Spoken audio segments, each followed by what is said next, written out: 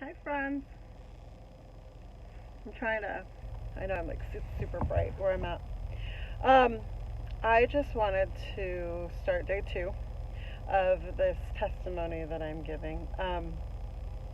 I, I really, I don't even know how to say this. I feel like it's necessary to just jump into the part that scares me the most, right? Um, there are several areas of my life that I would rather people just not know, because obviously it's easier if people don't know these things, right? It's easier if it feels more comfortable if we, can just walk through life and look perfect from the outside in. Um, so, in my transparency, I'm just gonna. I mean, I already told you I worked in the adult entertainment industry, but um, that situation, okay, I kind of want to back up into it. There was sexual trauma as a child, and situations that occurred in my adolescence that really kind of shook me to the core as far as self worth, self esteem, things like that. I learned really early. I had a teacher who some of you may know groomed me um, for sexual favors. I didn't to clear that up. Never did anything with him. I was a good girl in all sense of the word, but he groomed me. And now hindsight, looking back, it was pulling me out of class to pull me into his classroom on his hour that nobody else was in the classroom to have talks with me about my home life. He knew that my home life, when my parents were going through a divorce in eighth grade, eighth grade should give it away. But he did it in seventh grade also. And he would pull me out of class to pull me into his room to have conversations with me that sometimes were inappropriate. I didn't realize at the time, and I never felt uncomfortable because he was such a smooth talker that and he was gorgeous, so that, helped also. But he definitely groomed me. He definitely set me up to have things go further. And I don't know why things didn't go further, but it just we never really got that far. Um, so I can see how that was set up, where he was working on my self esteem and, you know, making me feel good, and, would just do weird things that teachers and students don't do, right? Um, so then fast forward to the next step, for me was um, I got married at 16. And, well, even back up even further. When I got moved to Washington, I was 15, and I was brutally, violently raped 15 days after I moved to Washington. And that instance, that instance made me not want to be in Washington. I hated Washington. I hated everything about Washington because this would never happen in California. It would never happen, um, around people that I knew. So after the rape, I tended to be really kind of standoffish. I lived more in my tomboyish world. Big hoodies, big baggy shirts, baggy clothes, never tight. And even though I was 110 pounds soaking wet. Um, yeah, I know, Sandra. It was, you may remember some of this. It was crazy, but um, I just, I didn't want to really I didn't want to be around anybody. I didn't want to really open up to people. I didn't want to let people in, and I had a lot of big, heavy walls that blocked me from allowing me to get close to people. Then I got married at 16, and he was great until I married him, and then the violence began. When he found out that I was pregnant, that rocked a whole nother world, that I'll save for another day. But between the time I married him and between the time I got pregnant, he basically pimped me. So it was about a year. that he had me working in Los Angeles in a gentleman's club at 16 years old to be a hostess to men. And when I'd get out of work, it would be like I'd get in the car and he'd have his hand out, like, what did we earn today? And so I had to put what I earned into his hands every day to keep a roof over our head. He began to work on my self-esteem more, break me down. I wasn't going to be anything without him. He was, my ruler, basically. He decided what I could wear, who I could be friends with. Would grill me the entire time I was with him up until I would go to work, and it would be like, well, were you looking at that guy? Were you talking to that guy? Why'd you look at that guy that long? And I'm just being friendly. I don't really, didn't realize I was doing anything. Did you sleep with him? Did you mess with him? Did you do something? Oh, that guy wants you. It was constant torment about every man that ever came into my presence. It was just constant drama. He was never happy with anything I did. There was never anything I could do that would make him happy. It was constantly something else he wanted from me. And then I got pregnant, so he let me slow that down. But as soon as my son was born, he decided to fight me for custody of my son. And I was a high school dropout, so there was no way that I had money to pay for anything like that. Some friends of mine were strippers, and they're like, you should come be a waitress in our club, you'll make good money, yada yada yada. So yeah, I did. It was great. I was able to get an attorney. I was able to do those things. I mean, I had some help from family, but it also paid the bills. And so I worked as a waitress for a while, and then, as most of you know, when you're working as a waitress in a strip joint, it's just a matter of time before they have you on the stage doing other things. And so, it led to another world where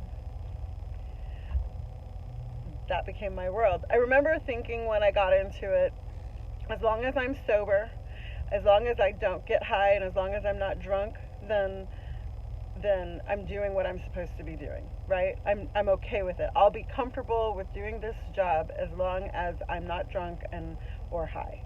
So yeah, I'll be cool, stripping for guys, like, sure. That's such a lie. I can't even tell you what a lie that is.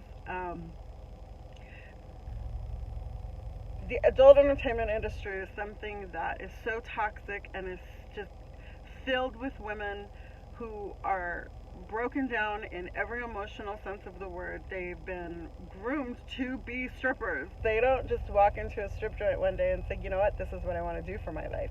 Things happen in your life that break you down piece by piece by piece to the point that that's what you become, And I remember also thinking, as long as I don't allow my mentality to change and I stay a part, of higher sense, that I won't be a stripper, I guess. I don't know what was going through my mind at the time, but it was all lies. It was all just lies to make me a little bit more comfortable doing what I was doing.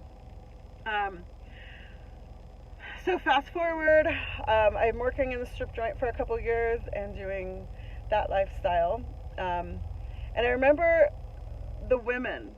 I remember situations where things would happen and the club would get hit up by the state, and we'd get an audit, or we would have, like a sting, like it was like set up for us to get hit that night by the government, and they would come in and do a sting. And while they're doing their sting, it seemed like every single time I can tell that God was totally had his hand on me, because every single time there was a sting, I went home early, I was sick, something happened where I was able to get out of the club and was never in the club when it happened. I never even was there to have something horrible happen to me. I never got in any legal trouble. None of that happened with me. I was so blessed for that to never, become on my permanent record. I remember fights would break out, shootings would occur, things would happen, and every single time, God's provision and His mercy had me not in that club that night. I'd be on my way there and I'd get a flat tire. Something would happen. My car wouldn't start. It was always something. But I was never around. I was never in any physical harm or physical trouble while I was working in that industry. I remember that, and I was there for 4 to 5 years. It wasn't a short time. It was a while. But I remember God's pull. There were always people, there were always women, there were always like mother figures that would come into my life and speak life into me and say, you know, you're better than this, you should do this, you should do that, and they just really would pull me in a different direction and say, you know what, Teresa, you're better than this, you don't belong here, you should go to school, you should do this, you should do that. And I can see how God always set me up to have some woman, some mother figure in my world to be speaking life into me. And so because I always had that, I've always felt that I need to give that back. That is why I love my youth so much. I love young people so much, because I know that I was spoken into as a young person by women like me. So fast forward from there, I ended up getting financially struggling. I know it's kind of crazy, but you're making stripper money and you're struggling. But more money, more problems, bigger bills. And I remember thinking, I need to do something else. I need to do something different because this isn't working. And somebody pulling me, I remember getting pulled into the escort business because, it goes hand in hand. And going into that situation and being so scared that something horrible would happen. I never wanted to sleep with anybody. I never wanted to do any of that. I was just so confident that I was not a prostitute. And as long as I wasn't a prostitute, then, what I did wasn't harmful in some way. So yeah, I that was what I was doing for a while. I didn't last for very long. And again, God's provision, I never ended up being put in any compromising positions. I don't even understand how I didn't get put in compromising positions, because everybody I know was put in some type of position but me. I don't know why, but I never had any of that happen. Anything super crazy happen while I was in that industry either. God allows me to get pregnant every time something in my life needs to change. And so again, I got pregnant, and that's what pulled me out of that industry completely, because when I met my middle child's father, he really I was so embarrassed, and I didn't want him to know that was the life that I was living. And he had always looked at me like I was such a good girl that I wasn't deserving of that. There was nothing in me that was deserving of the love that he was giving me. And it was something that, we talk about now, but at the time I couldn't tell him, yeah, the reason why I'm not deserving of you is because I'm a stripper, right? His love, God's love, God showed me a lot through him. He loved me in a way, because it didn't make sense to me. It didn't make sense to me how somebody could love me so much that would look past all my flaws and want to change me. And that is what took me back to church, because I was starting to understand that this love that God has for us is so much deeper than anything I had ever experienced. But to experience the kind of love that I experienced from my daughter's father really opened my eyes to allow me to let God love me in a different way. I didn't, I had situations with my father growing up where I didn't really allow that situation to fester and grow. And I blocked my father out at a younger age, to the point that understanding a father's love is something that I couldn't even comprehend. So by being loved by this man, it showed me a different thing, something different than I had ever felt before. I ended up back in church, and I remember there was a song by this group called Parachute Band, and it was called Your Love. And I remember that song just kind of permeating into my spirit and my soul, and it was just talking about your love. And I just remember saying, all these people say, oh, I love God, I love God, I love God, but what does that really mean? Like, how do you love something that you can't even see? And if God is love, then how do you allow that love in to be, I mean, like, it just didn't make sense to me. Nothing about the love factor made sense to me. I was a Christian. I believed that God loved me, but it was not this fatherly position that, like, a father loves a daughter, or like a man loves a woman. I couldn't even understand that this ultimate being would even give a rip about someone like me. I was a stripper. I was trash, garbage. It was not anything that anybody would want. So why does this man want me, and why does God want me, and why does he constantly pull on me? And it was just something that I really needed to take the time to work out.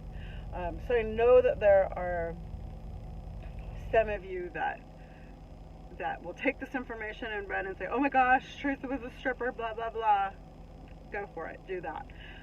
But I decided to talk about it from my perspective, because if I don't own it, and I don't say this is who I am and this is a part of my history and a part of who I am, then what good am I? I'm lying. I'm hiding. I'm being a hypocrite. And I'm not going to be a hypocrite. I'm not going to hide behind the shame and the guilt. So now it's like it's out there. So I'm pretty much telling Satan, like, go back in your corner. You don't have ownership over me. You have nothing to say. Your opinion doesn't matter. I'm going to tell the story for you, and it doesn't matter what you say anymore, because it's out. The truth is out. It's out.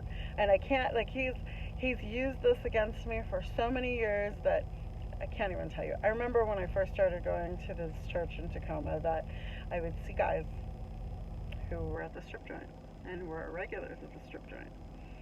And I remember thinking, like, they're going to recognize me. They're going to know that I'm who I am. They're going to see me. They're going to know. And I remember some of the wives looking at me different. Not because they knew. I don't think anybody really knew. And if the guys did know, they definitely didn't say anything. But I remember feeling like, I don't fit in here. I don't belong here. These wives know that their husbands are doing this. They know that I'm one of those girls. I remember that pull, where I just didn't feel like I fit in, or I didn't belong, or whatever the case may be. But I today, 20 years later, I'm a new creation, and that is all a lie. So, it's all a lie. I am purposed. I am called. There is a reason for me to do what I'm doing, regardless if anybody's here or there or anywhere, if anybody cares. It doesn't even matter to me. It is, if it's one life can be changed, if one life can be saved, if one person can know, hey, you know what? She did it, why can't I?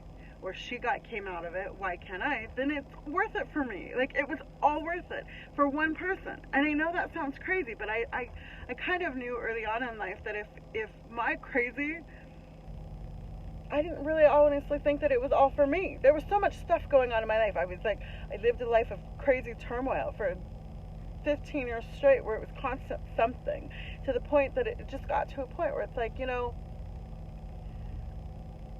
this can't be just for me. I'm a vocal person. I'm open. I'm honest, and I share. I don't talk a lot, I know, but if one person can say, you know what, Teresa lived through it. She lived to tell. Then I can too. Then it's fine. I'm gonna wrap up tonight because I have things to do, and I know you guys do too. But I will say this. Last night was crazy. I had so many private messages and so many notes, text messages and messages in private. I just keep that up. Encourage me. I love it. I'll encourage you right back. But if yes, I know, Sandra. Can you believe it? I feel the same way about you. And I mean, it's like it's situations like ours that. My friend Sandra, you guys, she's just gone through like so much, and I can't wait for her to share her story. Like, I'll keep my mouth shut and let her tell it. But her mom was one of those mother figures. Her mom was one of the people that just spoke into me and was like, what are you doing? Like, come on, you're better than that. You're a better person than that. And she used to just love on me and talk to me and just, encourage me and push me forward to continue to be better. I remember working on homework assignments on her computer, and just trying to pull myself out of the crazy life that I knew. And it's crazy. It's all crazy. But anyways, I love you, Sandra. I love her mom. I miss her so much. But yeah, if there's one life that can be changed from the crazy that I've lived, then this rest of this month is going to be amazing, and I'm just going to let that go. If anything that I've shared has like touched you, or anything that I've put out there is something that you want me to elaborate more on, let me know. I definitely will. But yeah, let's keep the conversation going. I don't want to end it just when I end live. You know, definitely message me, private message me if you want to, text me if you have my number, whatever. And yeah, I will be back tomorrow. I chose this topic for tonight because it's probably the heaviest and the one that's most shameful for me, the one that I try to hide the most. Um, and so I just kind of wanted to start with that and just get the dirt out, the gross part out, and just be done with it, so that it's not something that I have to wear anymore. You know what I mean? Um, yeah, I'm probably going to touch back on this a little bit later, but I definitely just wanted to get that part out. I hope you guys are having a great night. It is Saturday, and we are getting an extra hour of sleep tonight, and I am personally so thankful. So, yeah, I was at 4 o'clock at the airport taking my daughter because she's in Arizona right now. So, I love you guys. I'm tired. I'm headed home, and I will see you tomorrow. Bye-bye.